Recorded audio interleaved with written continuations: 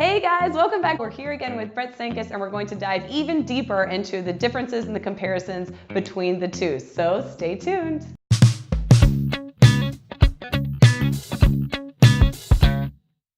I think that there's a lot of pressure coming out of law school to work for the biggest firm that you can, to work for the biggest name that you can, with the understanding that you'll be doing a year or two of grunt work and then you can leave and do the thing you really want to do, whether that's going in-house or going to a smaller boutique firm. And I know that that's a really tough question for a lot of associates to answer. And I'm just interested if you have any thoughts on your path, or if you would have done it differently, or if your decision really worked out well. Right. Yeah. So I made exactly this decision when my second year I summered for a relatively small regional firm, very entrepreneurial, former big firm. Big regional firm, lawyers, I mean, great lawyers in a southern city, and then a massive New York-based corporate law firm.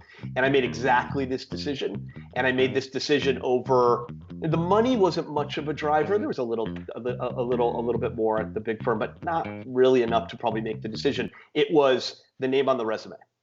And yeah, I made that decision to take that name, and it was the right decision. And that's a very personal decision, and it's always hard.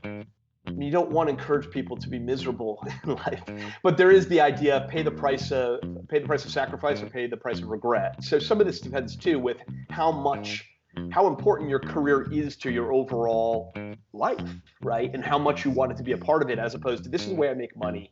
So that's separate from work-life balance. It's like, how important is it to you to have opportunities in the career?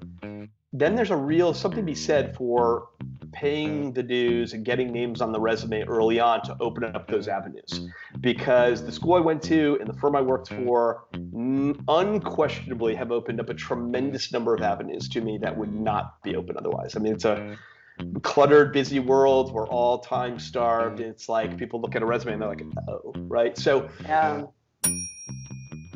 there is no question corporate lawyers are feeding into companies and places, like they're already planning kind of their next step. A lot of them are planning their next step out of private practice, and having a bigger name is important there. Where most of my corporate associate peers, they were planning their next step. I mean, this was a 2, 3, 4 year stop, and that was what it was. It's interesting that you say that about corporate lawyers, because generally speaking, I know you guys are much more business minded in terms of, strategically your next step. And I think as litigators, at least the young litigators that I was working with, all of us really were on the law firm track, meaning we were thinking of making partner down the line. We weren't really looking to go anywhere unless, of course, if you started at a big law firm, most people are looking to go to a litigation boutique at some point because, again, you get more substantive experience, you have a better chance at making partner. And so a lot of people were making that move, but I don't think that there were very many people, for example, looking to go in-house or looking to start their own law firms.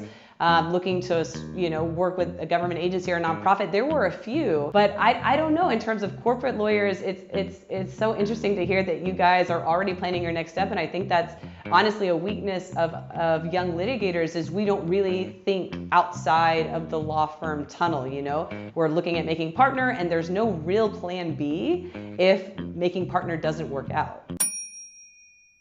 Thank you guys so much for watching, and again, special thanks to Frank Cenkus for coming by. I'm linking his YouTube channel in the description below, so please go check him out. He does all types of law-related videos on new lawyer trainings, transactional work, especially mergers and acquisitions. So you guys should definitely go give him a look, and as usual, if you enjoyed the video, please give it a big thumbs up, comment below, share it with somebody you think would benefit from it. And if you haven't subscribed yet, go ahead and subscribe to see new videos every Tuesday. I'll see you guys in the next one. Thanks for watching. Bye.